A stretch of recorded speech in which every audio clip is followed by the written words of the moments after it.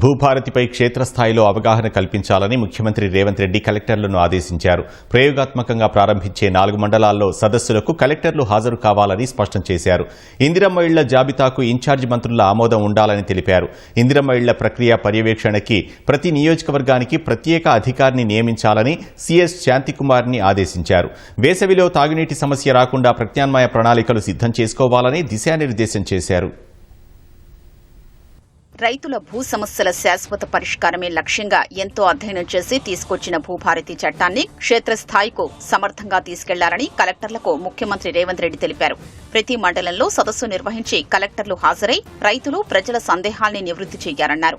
మరి చెన్నారెడ్డి మానవ వనరుల అభివృద్ది సంస్థలో కలెక్టర్లతో ముఖ్యమంత్రి రేవంత్ రెడ్డి సమావేశమై భూభారతి ఇందిరమ్మ ఇళ్లు వేసవి తాగునీటి ప్రణాళికపై చర్చించారు. భూభారతి ఇందిరమ్మ ఇళ్ల ప్రాజెక్టును ప్రభుత్వం ప్రతిష్టాత్మకంగా తీసుకుందని రేవంత్ రెడ్డి పునరుద్ఘాటించారు.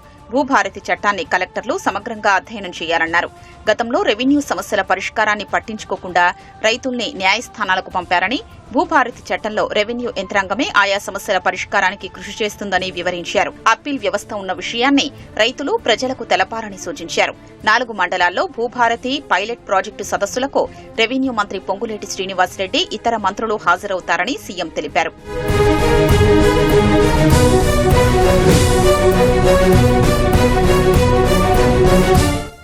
గ్రామ స్థాయిలో ఇందిరమ్మ ఇళ్ల కమిటీలు ఆమోదించిన జాబితాను మండల స్థాయి కమిటీలు పరిశీలించాలని రేవంత్ రెడ్డి తెలిపారు.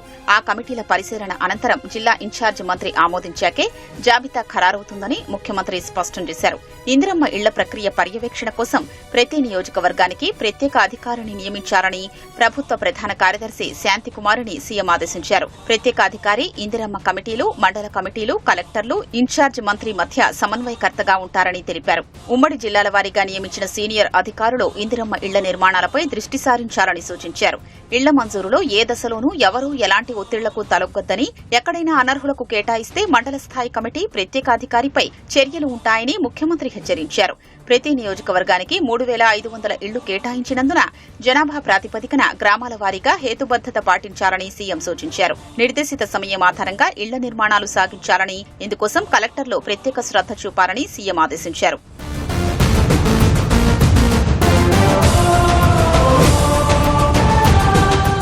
వేసవిలో ఎక్కడా తాగునీటి సమస్య తలెత్తకుండా కలెక్టర్లు ప్రత్యేక శ్రద్ధ చూపాలని ముఖ్యమంత్రి రేవంత్ రెడ్డి ఆదేశించారు.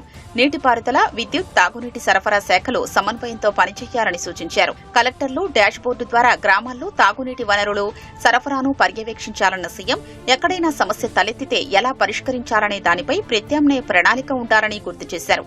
పైపులైను వ్యవస్థ, ఇళ్లల్లో నల్లాలు సరిగా లేని గ్రామాల్లోనూ తాగునీటి సమస్య రాకుండా చూడాలని, కోయగూడెం, చెంచుపెంటలు, గిరిజన ప్రాంతాలపై ప్రత్యేక శ్రద్ధ పెట్టాలని కలెక్టర్లను ఆదేశించారు.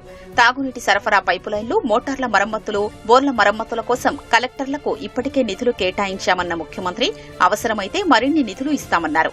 హైదరాబాద్తో పాటు కార్పొరేషన్లు, పట్టణాల్లో తాగునీటి సరఫరా మోటార్లు కాలిపోయినా, సాంకేతిక సమస్యలు వచ్చినా వెంటనే కలెక్టర్లు సీఎస్కు సమాచారమిచ్చి యుద్ద ప్రాతిపదికన పరిష్కరించే ఏర్పాట్లు చేయాలని సీఎం రేవంత్ రెడ్డి ఆదేశించారు.